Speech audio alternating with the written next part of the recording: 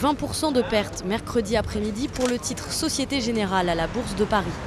L'ouverture à la baisse de Wall Street a fait chuter les valeurs bancaires et avec elles l'ensemble des bourses européennes. Le CAC 40 a perdu 5% et l'indice espagnol IBEX plus de 4%, malgré une forte hausse le matin même.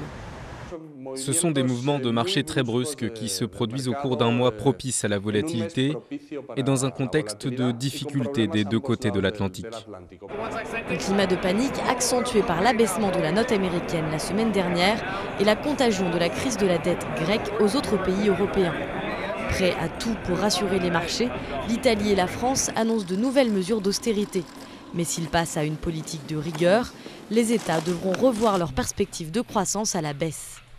Si la situation économique actuelle continue à se tendre et si le gouvernement américain ne peut pas venir en aide à l'activité économique parce qu'il est contraint budgétairement, financièrement, par le niveau de la dette, par l'état du Parti républicain, alors effectivement on peut avoir une situation où par exemple en 2012 on aurait une croissance proche de zéro et donc on serait en situation de récession.